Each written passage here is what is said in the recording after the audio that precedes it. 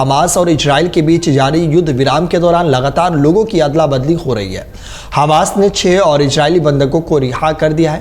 Gaza पट्टी में रिहा किए गए 6 इजरायली बंधक गुरुवार देर रात इजराइल लौट आए। इजरायली प्रधानमंत्री के कार्यालय ने बताया कि संघर्ष विराम विस्तार समाप्त होने से कुछ घंटे पहले 6 बंधक लौट आए। हमास द्वारा रिहा किए गए इन बंधकों में 4 वयस्क, एक 17 वर्षीय लड़की और एक 18 वर्षीय पुरुष शामिल है।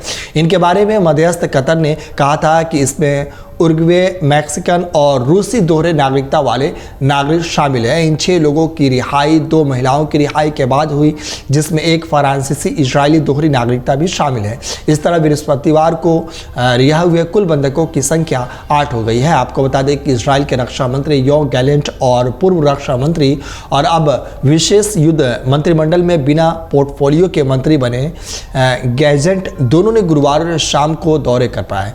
अमेरिकी विदेश मंत्री एंटनी ब्लिंकन ने मुलाकात की। गैजेंट ने कहा कि उन्होंने सबसे पहले सचिव को इजराइल राज्य के लिए उनके व्यक्तिगत और राष्ट्रपति बाइडेन के अटूट समर्थन के लिए सराहना की। उन्होंने बंधकों को छुड़ाने के प्रयासों के अमेरिकी नेतृत्व के लिए ब्लिंकन को धन्यवाद दिया और इस बात पर जोर दिया कि इजराइल की सुरक्षा और क्षेत्रीय स्थिरता के लिए हमें आतंकवाद हमास को खत्म करने के लिए मिशन को पूरा करना चाहिए। वहीं रक्षा मंत्री गैलेंट ने सचिव ब्लिंकन से कहा कि हम हमास से तब तक लड़ते रहेंगे जब तक हम जीत नहीं जाते, चाहे इसमें कितना भी समय लगे। यह हमास गाजा के ISIS के खिलाफ एक उचित युद्ध है और ये बंधकों को घर वापस लाने का युद्ध है। ये जितना समय लेगा।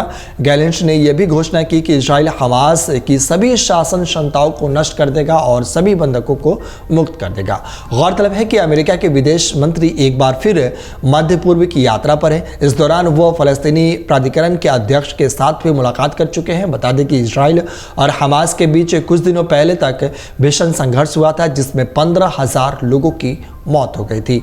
दोनों पक्षों के बीच युद्ध विराम का 7वां दिन हुआ।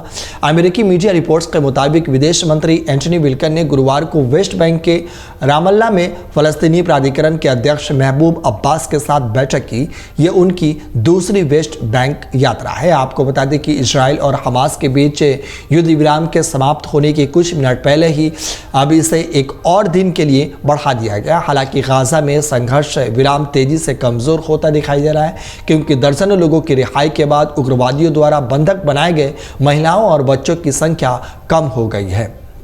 वहीं युद्ध विराम बढ़ाने की जानकारी ठीक उसी समय आई जब संघर्ष विराम समाप्त होने वाला था।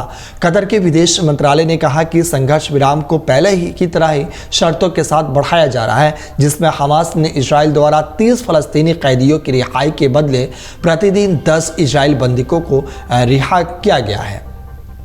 अगर आप ये वीडियो YouTube पर देख रहे हैं तो हमारे चैनल को सब्सक्राइब करें और बेल आइकन को दबाना ना भूलें। अगर आप Facebook पर ये वीडियो देख रहे हैं तो हमारे पेज को लाइक करें।